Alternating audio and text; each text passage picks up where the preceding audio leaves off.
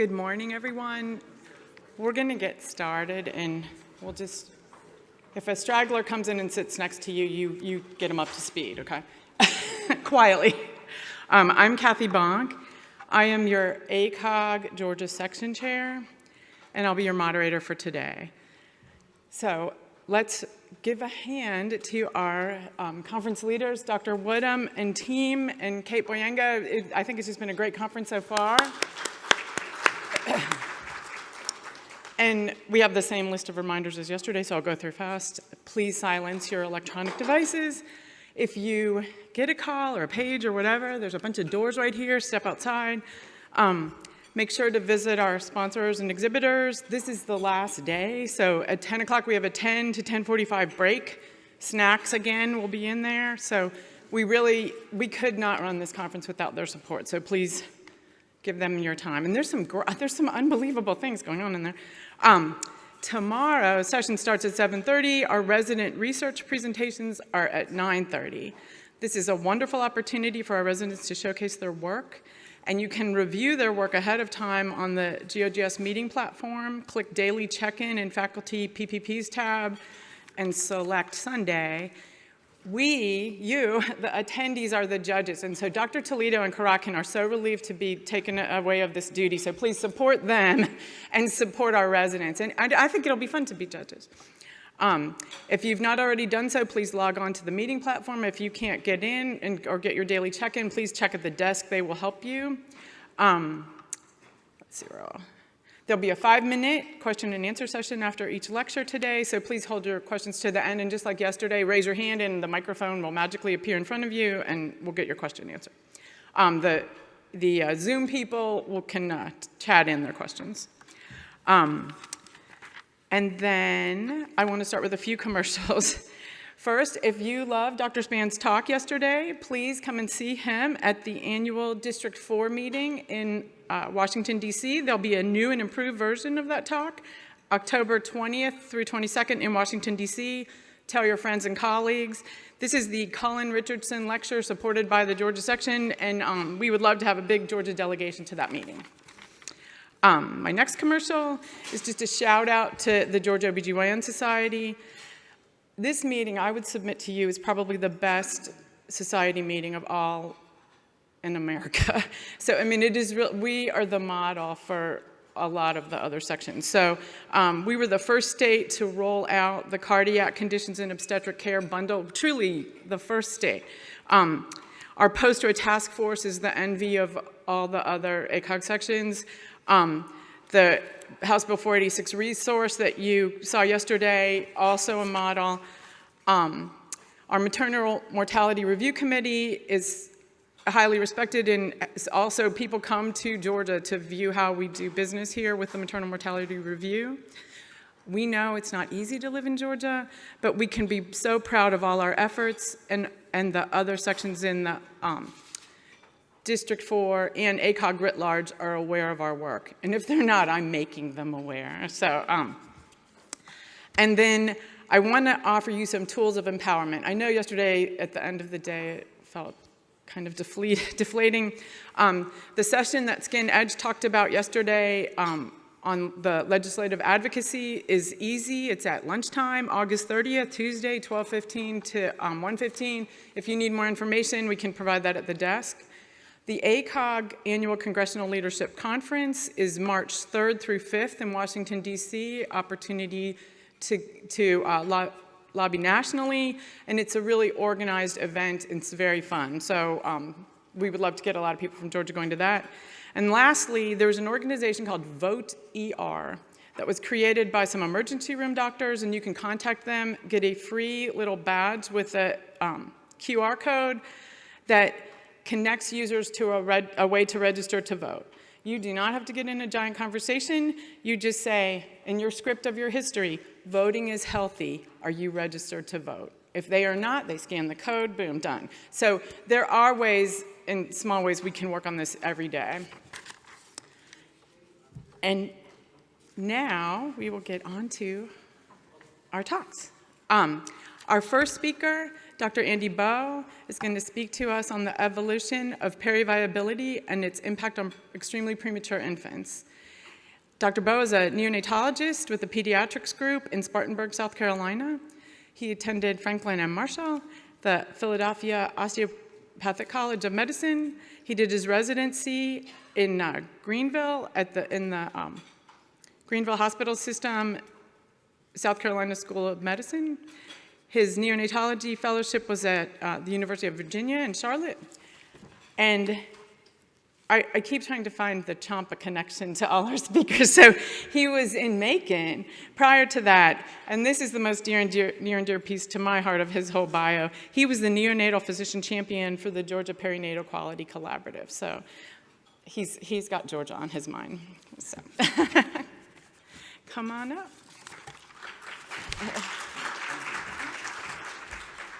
Good morning. So yes, I do have the GAP-QC on my mind. I loved being a part of that that group and leading our hospital in Macon. We had great outcomes. I was very proud. We were very proud of our outcomes with our preemies and with our little babies. I did go on to get a master black belt in Lean Six Sigma, which was something that I loved to do, but I didn't really know I loved to do until someone showed me the course. So I encourage you to go get a green belt or black belt just to understand QI a little bit better. But I love what GAP-QC is doing. I've spent some time talking to the nice ladies at the table in the back and brought back some good memories because we don't have that in South Carolina. Ours sort of dissolved a couple years ago. Then COVID happened. So that's just the way it is. So I want to thank Dr. Woodham, certainly, for inviting me, the rest of the board of the Georgia Obstetrical Gynecological Society, Georgia section of AAP, or sorry, not AAP, ACOG. My wife and I have had a great time last couple days meeting people, and we look forward to meeting some more people tonight and maybe by the pool later. So I'm going to go ahead and get started.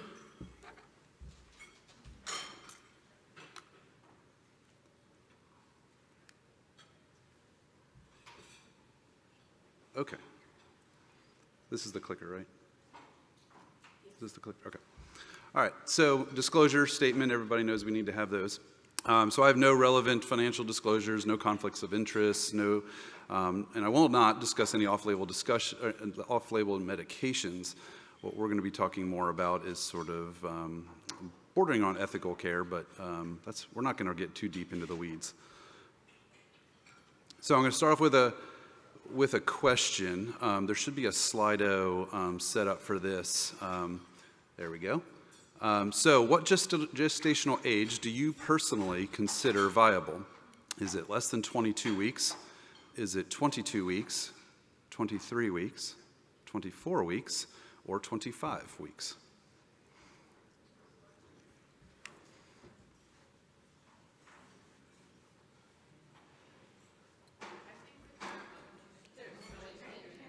Is it working? If not, we can just, I want to do some technology, but we can always just do it analog.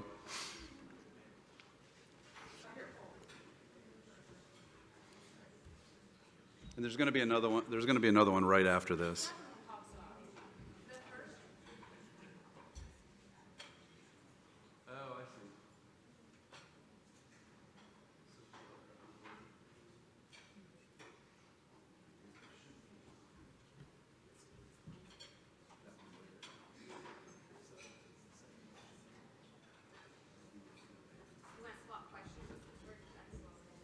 Yeah, are you guys on the state one? Okay, yeah, that's about halfway through the talk, sorry. We'll circle back. All right, let's do it by show of hands. That'll be easier. All right, so who says less than 22 weeks? 22 weeks. Okay. 23 weeks. Okay. 24 weeks and 25. Okay. I should have said at the beginning that there's no personal, I'm not trying to poke people, point people out. This is just a survey of the crowd, because we're going to talk about this a little bit more. All right, a little bit different question, trying to get a little bit more information. Which gestational age does your institution consider viable? Because we all know some of our personal opinions differ from where we work. So less than 22 weeks.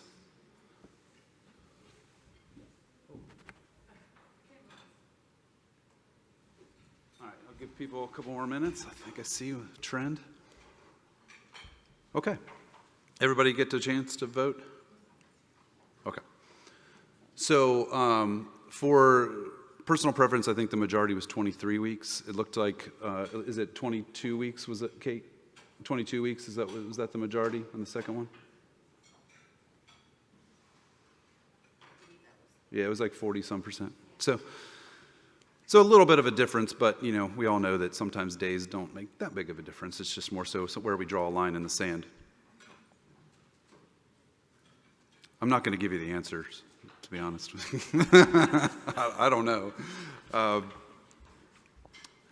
So a few definitions of history. So this is all terminology that you all know, you know, and I just put this up for completeness so we can kind of lay the groundwork. So, of course, we've got the different gestational ages on the right and the weights and stuff. This was just a nice table I found from a paper.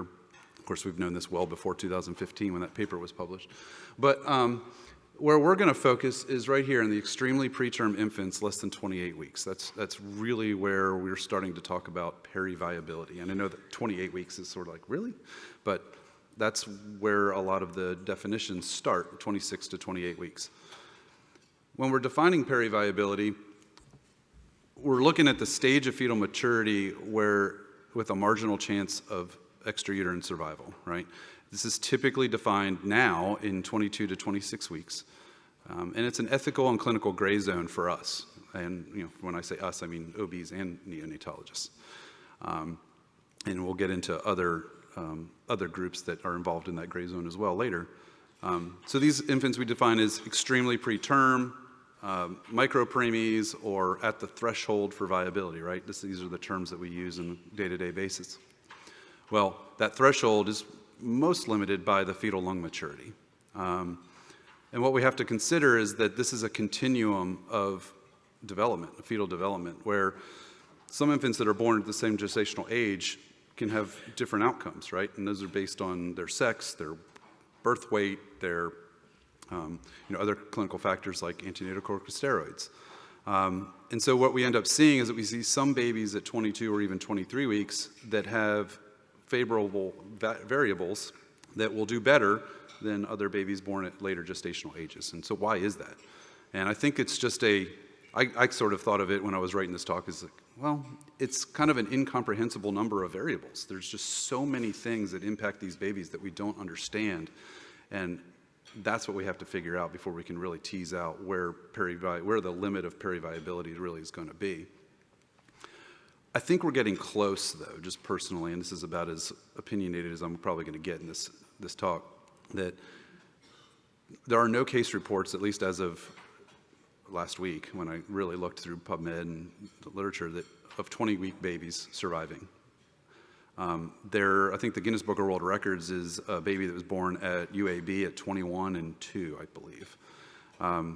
But by contrast, most babies over 24 weeks will survive. Now, certainly that's a resuscitation bias, I guess for lack of a better term, is that, you know, just like the poll we just did, most people say 22 or 23 weeks. Well, those babies less than 22 weeks don't survive because we're not doing anything about it. So if we would fairly resuscitate every single baby delivered, maybe those numbers would change, and maybe we'd see a 20-week baby survive. Maybe. So here's a little historical perspective of kind of what we have been able to do, and when I say we, now I'm talking about neonatologists, have been able to do for babies. And my field is not that old. You know, your field is way older than us, and probably one of the oldest fields in medicine. But when we're talking about preemies, doctors and scientists began writing about the care of preterm newborns back in the 17th century. And it wasn't even until the late 1800s where we developed incubators and learned about the importance of humidity and heat for these preterm babies. And then it wasn't even until after World War II where hospitals recognized the need for heat and humidity and even oxygen therapy, and they started developing special care units, which is the sort of precursor to the modern NICU. And then in the 1980s, we had the standardization of CPAP and mechanical ventilation. Mechanical ventilation was certainly before that, but we recognized at that point that CPAP was super important in maintaining FRC, functional residual capacity, if you remember that from medical school or even college physics. And I always tell my families, you know, whenever they have a 34, 35-week baby and they're kind of freaking out at the bedside, say, you know, in 2023, we don't worry about your baby at 34, 35 weeks. You know, they're going to do fine. We give them this little bit of CPAP. It's opening their lungs up. They're going to breathe hard for a couple days. They're going to figure it out, and they'll be fine. And I said, but, you know, 60 years ago, John F. Kennedy's son wasn't as fortunate because they didn't have CPAP at that point. Kind of crazy. In the early 1990s, we developed exogenous surfactants, which have been, you know, amazing. Antenatal corticosteroids, of course, you guys know that, in the late or mid 1990s. And then avoiding postnatal steroids, because if we can give them before they deliver and it works, why not give it after? Well, we've figured out that that's probably not the best thing for their neurodevelopment. And then targeted oxygen therapy, which is one that kind of sticks out like a sore thumb to me, because that was the BOOST trials back in, this says mid-2000s. I don't think we've gotten to that yet. I think it's more 2010s. And that was the BOOST trials, and if you remember those, I think people in training may not have, that wasn't even on your radar back 13, 14 years ago, but that was a big stink in the media where the researchers, they were NIH-funded researchers, were accused of basically bias and malfeasance, because what the goal was, or what we knew at that point, was that too little oxygen, babies died, too much oxygen, they were blind. But we didn't really know what the actual numbers were that were kind of the perfect wheelhouse. And we still don't know. We have a much better idea because of the BOOST trials. But the argument was basically that those researchers knew those limits, and that was their bias in their research, and they knowingly put patients at risk. And luckily that got cleared up, I think.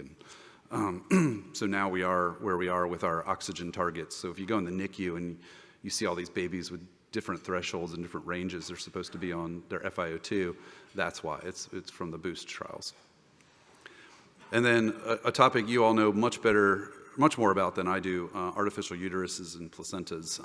And I wrote an experimental there because that's what these papers at the bottom said. But that's fascinating stuff, and I think I'd love to see that go forward and kind of see if that's able to help some of these babies get to, you know, even near-term gestation so we can limit NICU. Unfortunately, I'm going to be, you know, a lot of the research is going to be taking me out of a job, but hopefully that's after I pass on. All right, preterm birth rate. So I was at a talk yesterday and this was brought up a little bit and I was like, oh no. But I think it's good, it's important to kind of go over and, so I like pictures, and you know, I know this is 2014, and you're probably like, well, that was a long time ago. It was. But I like the pictures, and honestly, the pictures haven't changed that much. The numbers have changed. So, use the pointer here. So here we are in the United States, right? Nice shade of purple, light purple. We're in this 5 to 9% range. Well, we were. As you probably know from yesterday's talk, our preterm birth rates are increasing. So we're up to 10.5% now, but we were about 9.5 at this point back in 2014. And you can see that we're pretty consistently in the same range with other developed countries around the world, which is really just the point of this slide, just to give you a reference. All right, so this is the next slide, next poll. I saw you all had answered this before, so which state in the United States has the highest preterm birth rate? And I think this kind of got leaked yesterday a little bit, but that's okay. Oh, good. My trick worked. It's not Georgia. It is Mississippi. So Georgia actually isn't even second on this list. So it's Mississippi at 15%. South Carolina at 12.1, and Georgia at 11.9, and then Pennsylvania and Arizona are just they're lower. I don't have that slide. I think it was yesterday that they had that slide. So this is a similar image to what was brought up yesterday. I liked that slide better because it did have the state-by-state numbers, and I probably should have put that in here. But So as you can see, Mississippi is the only darkest one, and that is at 15%. Georgia's sitting here. Honestly, you're really close. They cheated you because 11.89, I mean, come on. We should have looked at the statistical deviation there to see if that actually puts you in this lighter color here. So you would have been down with Florida, North Carolina, Tennessee, Texas, if you'd rather be associated with those states or not. Judging by yesterday, I don't think so. But don't worry, South Carolina's worse. All right, I was really worried about putting this slide up here because I felt like it was sort of a big mic drop moment, and that's not the point. But this is the 2022 March of Dimes report card for Georgia. As you can see, I'll put in some QR codes throughout. I know everybody likes those things, and honestly, they're pretty cool. That QR code will take you to the whatever page I'm referencing. So if you notice that throughout the talk, it's going to take you to the specific website or even the PDF document for what I'm talking about. So in this case, it'll take you directly to the March of Dimes report card. I encourage you to look at. You know, as a scientist, you know, as a physician and scientist, and I was just talking with somebody about that yesterday and this morning. That we are scientists, and I want to see more of the numbers. I just want to know more about it. But as you can see, the trend here is that the preterm birth rate's getting worse. Yes, we get an F here in Georgia, and that's just because we're higher than the national average. But honestly, the entire U.S. gets a D+. So I don't know if that makes you feel better or worse. I'm still confused. The good news is the infant mortality rate is decreasing, so we're doing a really, really good job of taking care of these babies. It's just there's a lot of stuff going on with the pregnancies and with I think the health of the population overall that's driving our preterm birth rates, and very frustrating. I know I could feel the frustration in the room. This is really cool. I don't know how many people have heard of the MVI. I'm just curious. Maternal Vulnerability Index. So this is really fascinating. This is a measure, an index that is a county level national scale that March of Dimes has developed with Sergo Industries, or Sergo Ventures down here.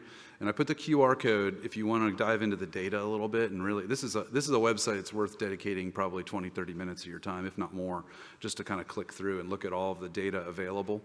And then this is the March of Dimes website here. But basically, it's a scale of 0 to 100, and it's a relational data set. So it's not like, you know, Georgia got an F and the United States is a D+. Well, that's all on just a scale. This is, you know, one county will get an 80 and another one will get a 69, and those are related to each other. So it's a little bit better data that, you know, you can definitively say that one is better than the other. And you can see where we're struggling right down here. Metro Atlanta actually does pretty good, especially in the northwest and west side. Bibb County is, I think, right there. And then so south of Bibb County, right below the gnat line, for those southern Georgia people, is where we're struggling. All right, expectations for periviability. So this is where we're going to get into the meat of some of the stuff. So how low will we go, right? That's what everybody wants to know. That's why you're all here on Saturday morning, either that or for CMEs. So this is I said I like picture. This is the month-to-month depiction of fetal development, and I just put 40 weeks. I know that's not really our target, but that's kind of where the graphic went. It wasn't an OB, I don't think. So 40 weeks, how low are we going to go? Are we going to go all the way down to 20 weeks? I don't know. That's why I said I'm not going to be able to tell you. I'm just going to tell you where I think we're going. And so when we pull up the infant death rates in 2019 and 2020, this is from CDC, directly from their website. We see that the number 2 cause of infant death is disorders related to short gestation and low birth weight, not elsewhere classified. And I mean, that's pretty alarming. The number 1 cause is pretty obvious. It's congenital malformations, chromosomal abnormalities. But what's interesting is that 22 to 23 week deliveries are relatively infrequent, and they occur about 0.1% of 3.8 million live births a year. So that's not very many. If you do that kind of math and move the zeros and stuff, it comes out to 1 in 3,800. And that is 4 times less common than things like Down syndrome and fetal alcohol syndrome. But these babies at 22 and 23 weeks, if they are delivered and they live for a short period of time and then they pass away, they account for 1 in 7 of the live-born deaths. So that's pretty incredible a proportion. So back to this slide again. It's the stage of, or defining periviability. Remember I said the threshold is most limited by development of the fetal lungs. And that's very true. So this is a slide that I had pounded into my brain throughout fellowship and even post-fellowship studying for boards. And it's kind of one of my favorite ones to pull out in front of the residents because it involves physiology and, there's some FRC equations which are kind of fun that I remember from physics 2 in college. You can't be a neonatologist and not like physics. You just can't. As much as people try to get around it, you can't.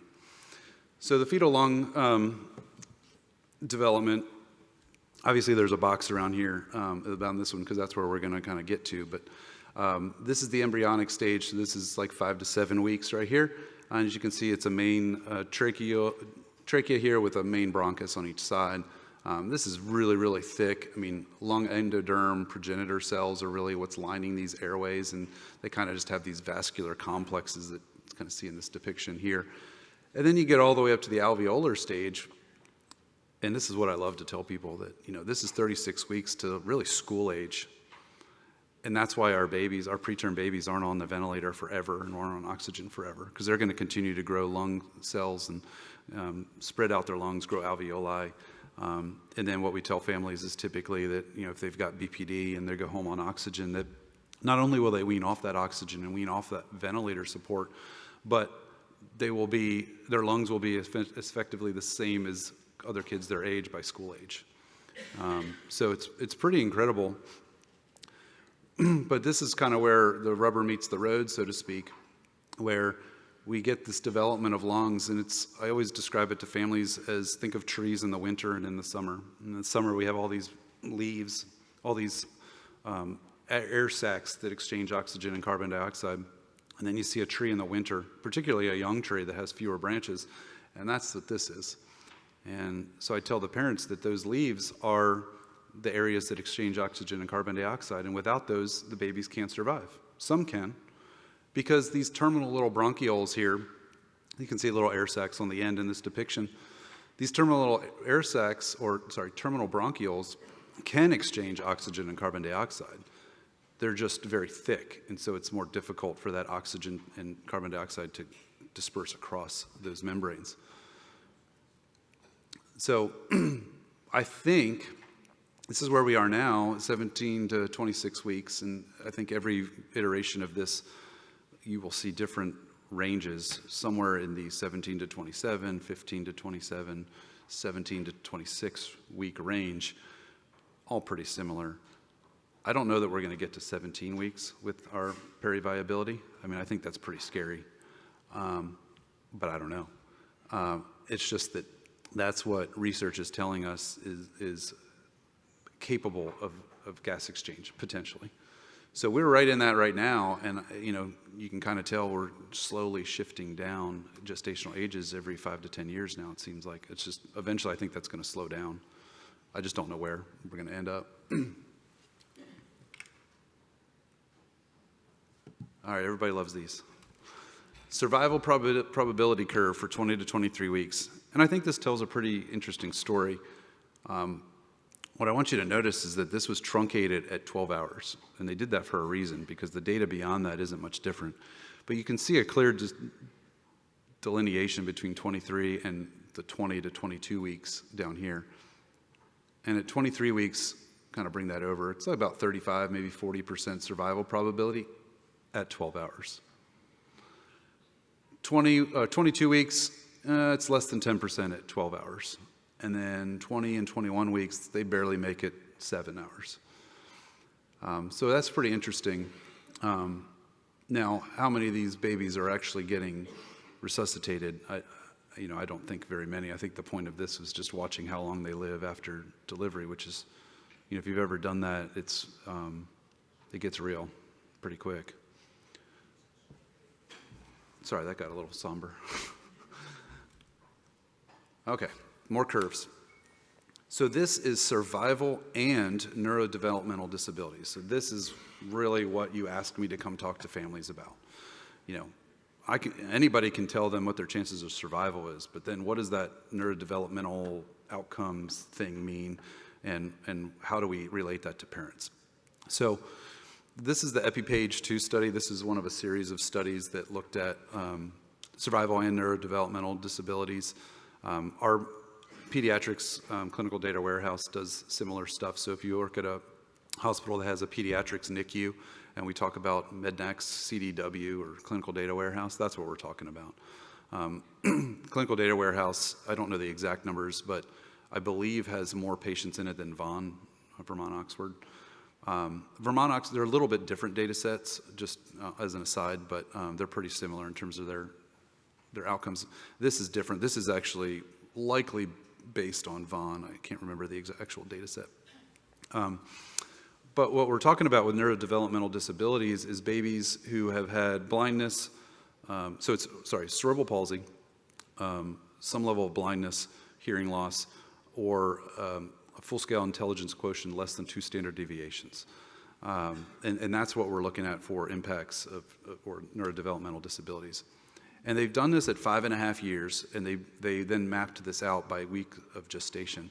And what you see is, so this is overall survival, and then this one is survival without severe or moderate neurodevelopmental disabilities, which is just all the things that I said.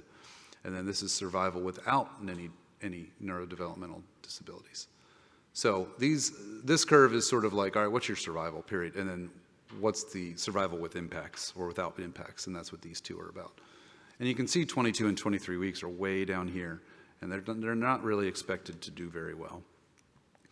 But then we start seeing an incremental increase at 24, 25, 26, 27 weeks. Typically what I tell families is if we can get to 26 or 28 weeks, then I feel pretty good with where we're at, and that's just me personally. Certainly you get past 20 or 30 weeks, and you feel pretty good about where they're going to be, because most of the time their survival is going to be 90 to 95%, and their chances of having long-term disabilities is going to be less than, or survival without any long-term disabilities is going to be 90 to 95%. So we've got a long way to go for these 22 to 23 weekers. And I'm going to throw this in now because I don't think that there's anywhere else in the talk where I talk about it, but what we're learning with these babies at 22 and 23 weeks is they don't follow the rules. They don't follow the physiology books that we learned in medical school and residency and fellowship. They kind of make their own rules, and you have to learn on the fly. And these kids they really, really do benefit from having a preemie or small baby unit. So I know Emory has one. Might be the only place in the state that I'm aware of, maybe Savannah. But those babies require, at least right now, highly specialized care. All right, and this is sort of the reverse. This is looking at outcomes, so more of the neurodevelopmental disabilities at 5.5 years, just without the survival aspect. So it's sort of going the other way. So what are the risks of having neurodevelopmental impacts or neurodevelopmental disabilities at 5.5 years? And you can see they didn't even put 23, 24, or 22, 23 weeks in here. That's because those numbers were way high. But now we're coming down here 24 weeks, and like you get to that 28 weeks again, and that's where everything kind of comes together. If this was a quality improvement chart, you'd say the variability here, the variance is lower. And so that's where you'd really want to be, somewhere in here. Obviously, when we're talking about survival and long-term outcomes, you want to be really lower than this. You want to have babies that are getting term outcomes. Okay. So I thought I'd throw you a bone and give you a little bit of neonatology consultation. This is not going to be, this next part isn't as, there's some scientific stuff in here, but a lot of this is just, I thought it'd be fun to kind of just hear from a neonatologist. That's the feedback I got when I asked a bunch of OBs about what should I talk about. to a bunch of OBs. And they said, tell me about periviability and the decisions you guys have to make. So important approaches to consultation and periviability, what do we say, what should we say, and then how should we say it? And what we're learning is that this is much more art than science. And there's a study in here I put in here that I thought was pretty interesting because it kind of flips some of our thinking on the head, because we think if we just tell the parents all the information that they're going to be able to make good decisions, and that's not the way it happens. Okay, so this, just bear with me. If you guys get bored and you're falling asleep, I'll flick through these pretty quick. But so I said, obviously this looks like an iPhone text thing. I would hope it does anyway. What do you tell families who may deliver at the limits of viability, and is there an appropriate gestational used as cutoff for resuscitation during discussion? So I've put this into conversation format. This is actual responses because right after I committed to this talk, our neonatology forum with pediatrics, every day something pops up in there where somebody's asking a question. Well, this popped up one day. And I thought, well, this is cool. I'm going to record this and then maybe use this in my talk. And it was actually very helpful, I think, just more so to see where people across the country are in their thought processes. So I hope it's good information for you. If it's not, I'm sorry. So you can read, but I'm going to read it too. We offer parents an option when intact survival outcome is unlikely, whether because of extreme prematurity or because of some other medical complication. We have rarely had a parent choose comfort care for infants at 23 weeks, and it is not even a conversation we have at 24 weeks or above. Below 22 weeks, we have not offered aggressive care, so it really has only been a discussion with our 22-weekers. Over the years, the gestational age has changed, and almost surely that will continue to be the case. So the numbers are not set in stone, only the guiding principle of low chance for intact survival, and that's intact meaning without moderate or severe neurodevelopmental disabilities. We do the same, only conversation regarding comfort care is around 22 weeks. This person said, we used to offer shared decision-making at 25 weeks, but no longer do. We now feel comfort care is inappropriate to the baby and our team at greater than or equal to 25 weeks with survival numbers greater than 80%. Now that's pretty high, but that's why it's important. We'll get to this later. You look at your site-to-site data, and you have to make decisions locally and even regionally. But when I first read that, I was like, well, that's kind of high, and it is, and I can't remember where this person is from, but then I remember looking at their hospital, and they do have really good outcomes. It's good. It's a good place. Resuscitation is expected at greater than 25 weeks now for them, which is true. We used to offer shared decision-making at 25 weeks, but no longer do. Oh, no, sorry, I just read that one. Although we see the trend of more resuscitation earlier, we do still have a large number of families that choose comfort care at 22, 23, and 24 weeks. Counseling, personal experience, and cultural geographic norms likely drive that. The most important aspect of family conversations is to show up and make sure we understand the family's questions and concerns. Listening to understand the context is critical. Population-based statistics do not define individual patient prognosis, right?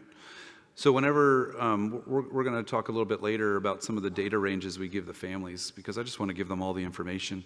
But one of the things I tell them is that I don't know where your baby is on this range. I had one the other day. It was 26-week twins. Mom was ruptured since 17 weeks. It was an African-American family.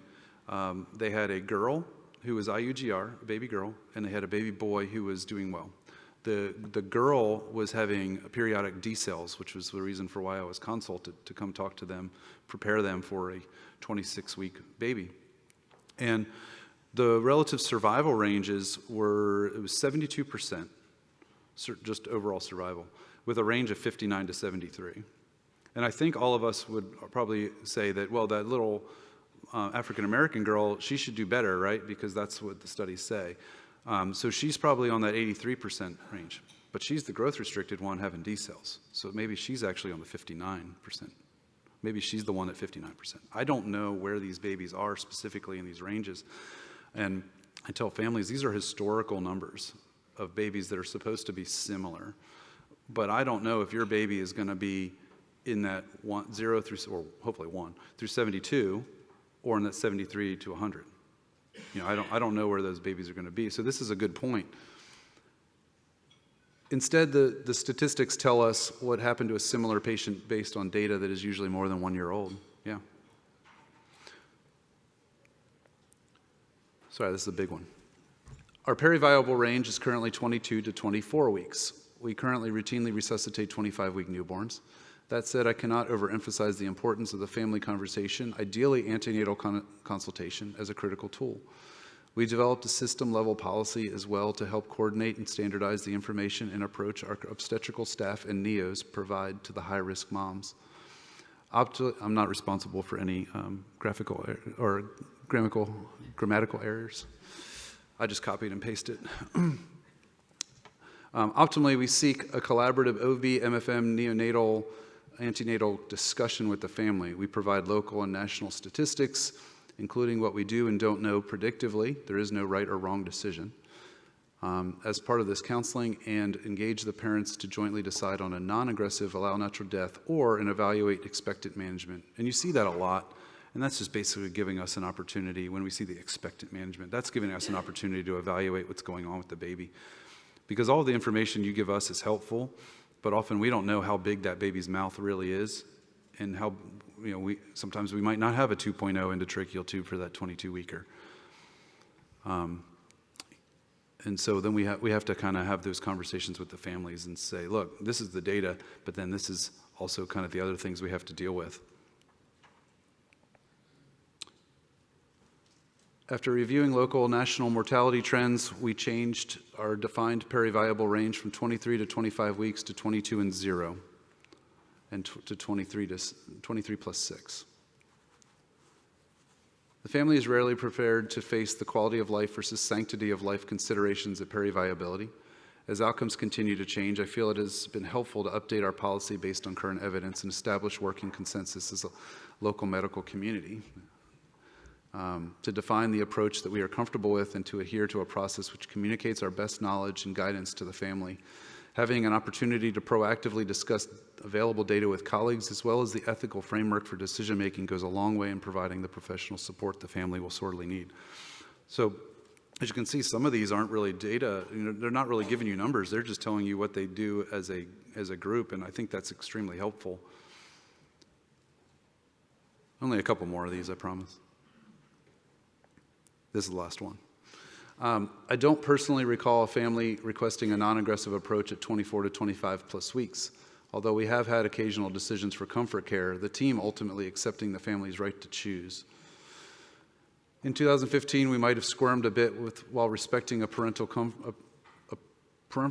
comfort care decision at 24 to 25 weeks, but in 2023, I suspect that there would be significant moral angst to watch a 24 or 25-weeker succumb to respiratory failure without intervention.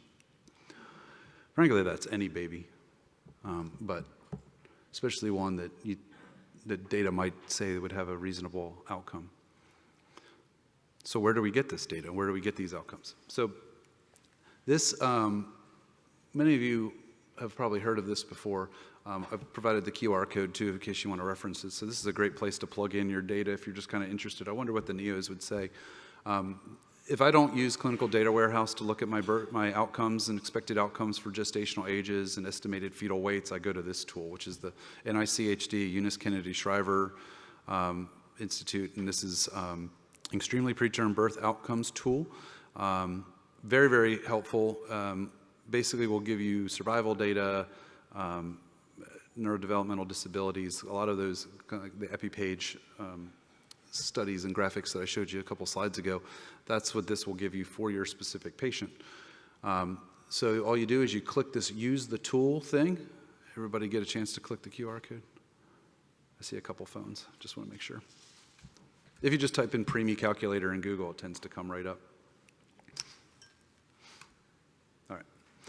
So this is what it looks like after you click that link. You use the tool, you can enter your gestational age here. Now it is 22, I think, to 25 weeks is the limit. Anything beyond that, they don't really dive into because the survival at that point is pretty decent. You enter your birth weight, 401 to 1,000 grams, infant sex, singleton or non-singleton, and then antenatal corticosteroids, and then you click not clear. You click submit, and basically then these boxes fill in with numbers and ranges, and they will give you basically your expected survival, and then what are the baby's chances of having either profound neurodevelopmental impairment, moderate to severe, and NDI, we call that neurodevelopmental impairment, blindness, deafness, CP, and cognitive developmental delay. So it gives you all of that information. And this is kind of where I tell the parents, like, look, this number for your baby, for little Johnny or little Anita, is 72%, but the range is 53 to 83 or 59 to 83. I don't know where your baby is in that range. And then I kind of go in a little bit more talking about mom's pregnancy and some of the risk factors and things. And in that case, it was the female who I normally would have expected to do better is IUGR, significantly IUGR, and having the D cells. And so, her survival was probably not as good as I otherwise would have expected. And we kind of talk about how those numbers change. Okay, this is an interesting one. So this is the study I was telling you about. It's pretty interesting. Seems kind of silly, but it's pretty fun. Effective presenting survival information is text or pictograph during periviable birth counseling. So they basically picked, sent a letter to families giving them a hypothetical scenario of delivering a baby at periviability. And so it was a situation of being in labor at 22 weeks gestational age and talking with a physician before making a treatment decision. So the vignette randomized participants to view either a 30% or a 60% chance of survival. Written information described that either 30 or 60% of infants would survive with intensive care, and that 2/3 of the surviving infants would have a disability. So that was fixed. The only variable was the 30 or 60% chance of survival. All participants were first presented with this written information as sort of the vignette. We're familiar with those. We've taken boards. So this is kind of what the pictographs look like. So the probability of survival and disability were repeated in one of 3 communication formats, depending on randomized groups. So they were randomized to either text-only condition that reiterated the survival and disability rates, just like they just read. The participants in the static pictograph condition viewed a set of 10 infant icons, each colored differently depending on their outcome. And then participants in the iterative pictograph, and that's this one down here, were presented with a series of 10 pictographs simulating possible outcomes for 10 infants, one of which was depicted using an orange border as the participant's own infant. And then the participant then clicked through 10 pictographs with alternative sets of possible outcomes, the order of which was uniquely randomized for the participant. So it's pretty cool. When I initially read this, I thought, oh, this is a really neat way of presenting something to somebody and saying, oh, maybe I need to draw more pictures, because I do know quite a few neos that draw some pictures, usually the cardiologists. The cardiologists love to draw pictures. So what we found on this was that a variation in a physician's estimate of survival of 30 to 60% did not affect a woman's hypothetical treatment choice for an infant born at 22 weeks. There was no differences in treatment choice based on presentation of the information by text only or the static or iterative pictograph. What they realized was that parents established their own intuitive beliefs about their child's chances of survival. And those are typically different and more optimistic than ours. So the optimistic intuitive beliefs among the parents stand in contrast to our pessimistic beliefs, which is, I did not see that coming. So what we think should happen is that physicians should be aware that parents have different interpretations of the data, and it's not purely an issue of comprehension or education. The discrepancy is how risk information is applied. The discrepancy in how risk information is applied has been illustrated by the reports of neonatologists who have personally had an infant in the NICU. I call this the parent effect, because I don't know about y'all, but when I started having kids, I was a neonatologist by that point, And I remember my first pediatrician visit. It was a good friend of mine who was my kid's pediatrician. And we were talking about what to do for my daughter and when she was there for a sick visit. And he's like, well, Andy, he's like, I mean, why didn't you just write her a prescription for amoxicillin? I said, because I'm dad. And because I'm thinking about all the bad stuff that can happen. I'm not thinking about just a simple amoxicillin prescription for an ear infection. I'm thinking about meningitis and does she need to be in the hospital and all this. And he just laughed at me and he said, you're just thinking like a neonatologist. I said, no, I'm thinking like dad. And so I think he and I understood that after that point, that anytime I ever called him or brought my kids in for a doctor's visit, it was, I'm dad, don't treat me as the neonatologist, I'm not here to give you an opinion and consult. And that's kind of what this speaks to, I think. And so the recommendation was the counselor should approach situations with humility and acknowledge that families' perspectives may be different without their understanding being incorrect. Okay, a few final thoughts. So the care of 22 to 23-week infants, believe it or not, most interventions of intensive care are not currently supported by research. Evidence for clinical management of infants less than 23 weeks is generally comprised of observational studies, extrapolation of our physiology, which I mentioned earlier. Really, these kids don't follow the books, and they're rewriting the physiology books. And then there's adjacent evidence, which is evidence from older gestational ages, and we're trying to apply that to these babies. There's a wide variation in care between different sites because people are trying to figure out what to do. Everybody has different resuscitation goals, resuscitation thresholds, and it's sort of the Wild West. And the people in the forefront are leading this, and those are places like Iowa, Orlando, Winnie Palmer, and a lot of our academic sites like even Emory and Duke and CHOP. Antenatal corticosteroid administration may have a higher effect on mortality reduction at a lower gestational age. I don't know if you all have seen some of that data. That's pretty interesting. I'm not going to dive into that, to be honest. So this is a suggestion. This is a paper from 2021. It's more of an ethical paper. But they provide a prognosis-based framework. These are options. These are discussion items that I'm throwing out there for your consideration. So it's certainly not something I'm recommending, but something that you could consider doing. And so they talk about your estimated poor outcome of intensive care is less than 50%, and estimated chance of poor outcome is less than 50%. That's pretty good. And your gestational age equivalent is over 25 weeks. Then you do active management directed towards survival, and then basically from the obstetric side, you're going to do whatever's best for the mom or the baby, and that's what we do right now for a lot of our moms and children. If the estimated chance of poor outcome is moderate to severe and they're 23 to 24 weeks, well, maybe you just talk to the family about their options, which is scary stuff. And then it depends on parents' wishes what you'll do. This is probably where a lot of our conversations are, right?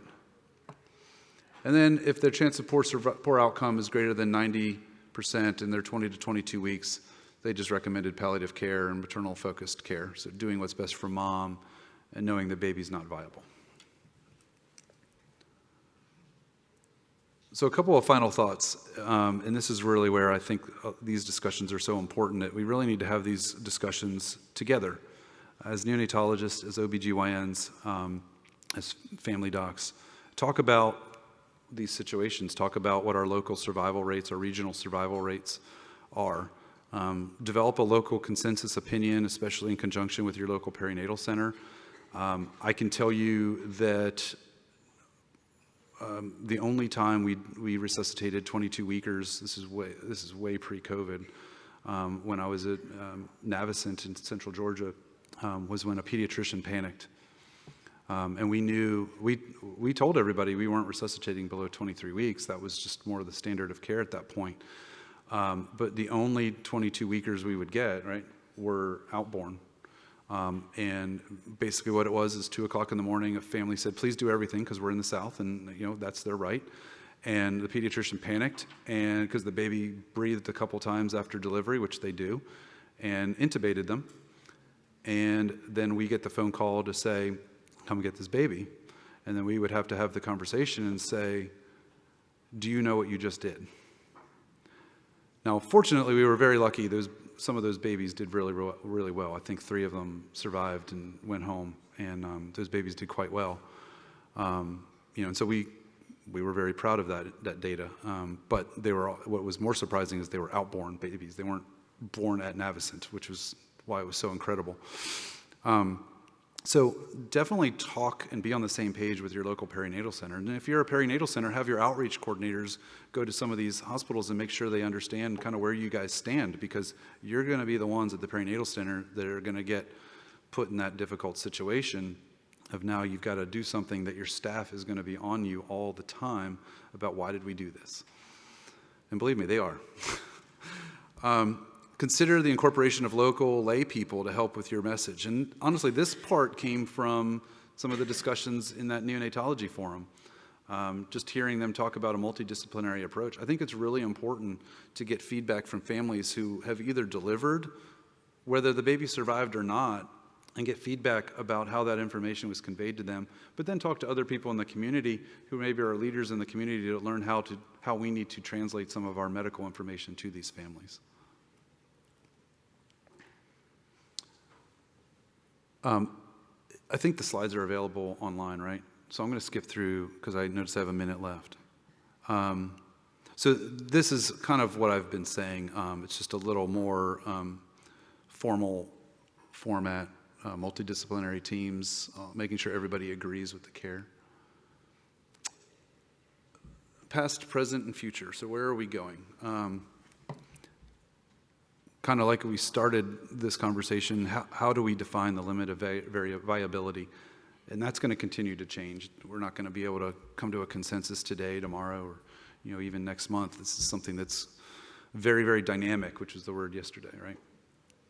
What is the biological limit of viability? Well, I think we might even be going lower, and I just don't know how low. What is the developmental level of the society? And this is sort of like first world, second world, third world, fourth world type stuff. So what are the resources available? And then what's the medical care and technology that's available? It's going to vary hospital to hospital. A lot of the NICUs that are resuscitating, NICUs and hospitals that are resuscitating 22-week babies are using jet ventilators. Well, I don't have a jet in Spartanburg. I know Emory does. I'm pretty sure Emory does anyway. Augusta does, I know. We did not have them in Macon. Someone said it got kicked down the stairwell when I first got there. A jet is one of those things that people either love or they hate. And 22-week babies, they seem to do really well with the jet ventilator. So that's important to know. What is the survival without major disability? We talked about some of that. What are the ethical issues and limits of viability? That's a whole nother talk. And then where are we going with the development of medical care and technology? And that's sort of where it's kind of getting at the, things like the artificial placenta and uterus, that's fascinating. And that's the end of my talk. A couple seconds later.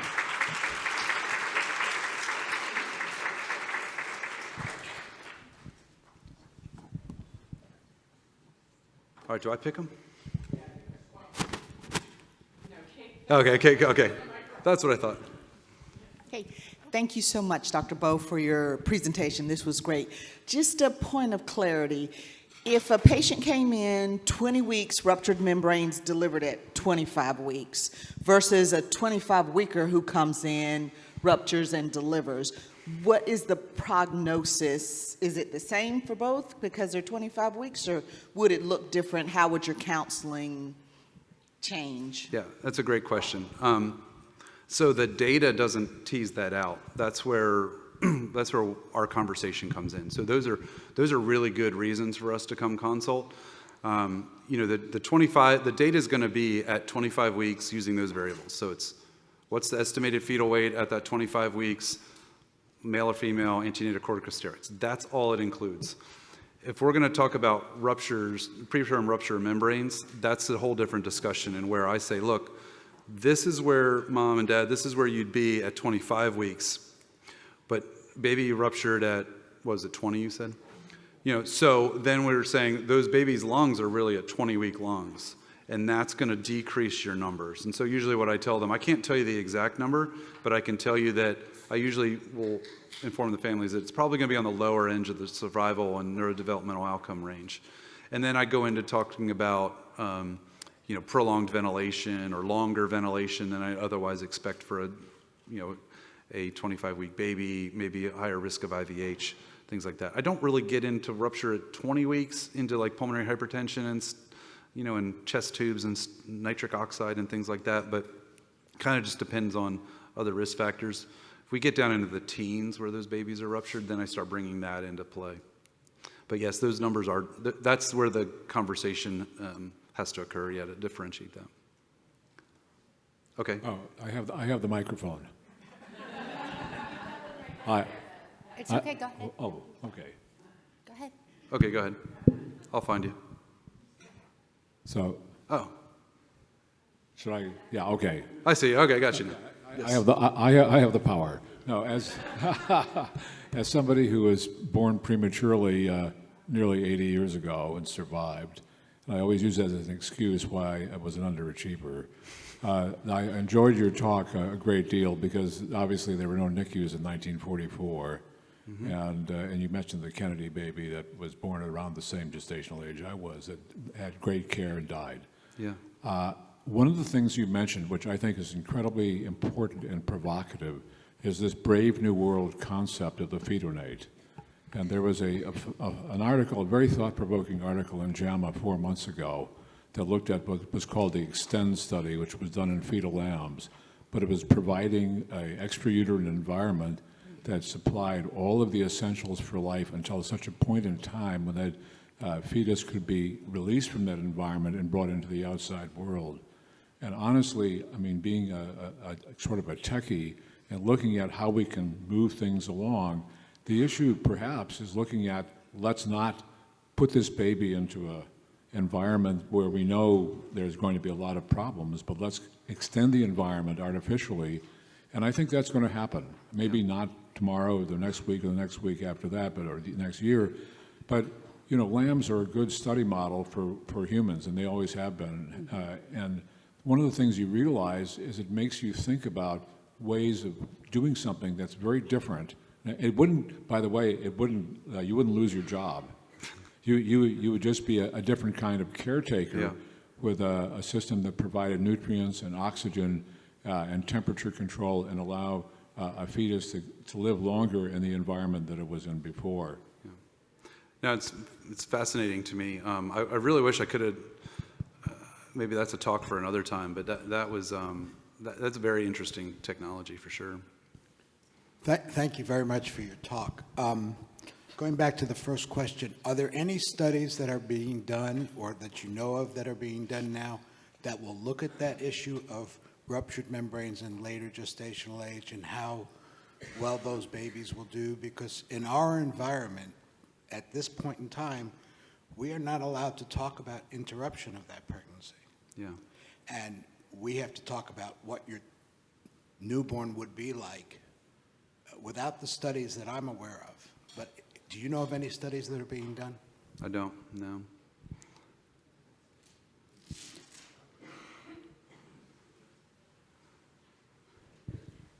Dr. Bowe, thanks so much for the talk. I really appreciated it. Yes, ma'am. So I was very fortunate that my preemie was taken care of at Texas Children's and got the best care out there.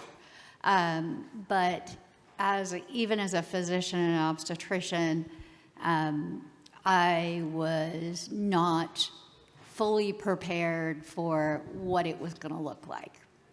And so it was interesting you said about, having a multidisciplinary approach, because, I felt like looking back with all of the knowledge I had at the situation and looking at all the other moms in the NICU around me, a lot of our data talks about intact survival and CP and things like that, but it doesn't talk about what it's going to look like to take care of a kid with special needs. It doesn't talk about the PEG, and it doesn't talk about the trach, and it doesn't talk about, the neurodevelopmental things that might not be CP but are going to, and how are we going to do a better job of, talking to our families about what that could potentially look like? Yeah. No, it's a great question. So certainly what we're trying to do when when I'm from the standpoint of doing a neonatal consultation with a family, if it's antenatal in a high-risk OB setting, my job a lot of the times is I'm trying to get parents to understand kind of where we are right now in that pregnancy and what that means for that fetus and potentially even the baby in the next week or so. Typically, that's when we're involved. And my thought process is always to lay the groundwork, and that this conversation is not just a one-off thing. This is beginning a relationship. And this is the first conversation in many, many, many that we're going to have throughout this baby's, hospitalization. And so what I try to do is lay that groundwork and give a little bit of information. And I tell the families, look, I'm going to throw a ton of stuff at you that you've never heard before. And I'm not trying to do it to intimidate you, to overwhelm you, to sadden you, to make you cry or make you more emotional than you already are. You're just going to hear these terms because they're important. You're going to hear them over and over again. And so all I want you to do is just sit back and relax. I will answer your questions, and then like I said, I'm laying the groundwork. Because the idea is that we have these conversations multiple times. So I might mention trach. If we're at 22 weeks and we're having that conversation, I do mention chronic ventilation, home O2, maybe even tracheostomy, PEG. And I don't use the medical terms, but feeding tube in the tummy and stuff like that. But I don't expect them to remember it 2 hours from that moment, let alone 2 months or, technically almost 5 months for some of these kids. But I think at some point it's important that we have these multidisciplinary meetings. And personally, I think the best NICUs do it.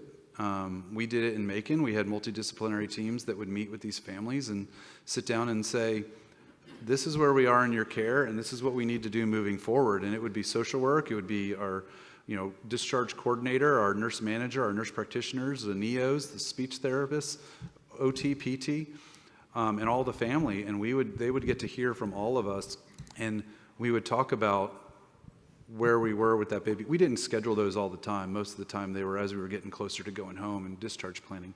But I think a lot of the academic centers or larger centers that have resources are doing those on a more frequent basis. It's not every one, but I think it's important to do. And how we do that as a neo-OB, I think that's hard. If we were talking about a baby with, trisomy 18 even, that's a different conversation because those babies are at higher risk. Or, a baby with a chromosomal abnormality that we know what the outcomes are going to be, then that's easier to have those conversations.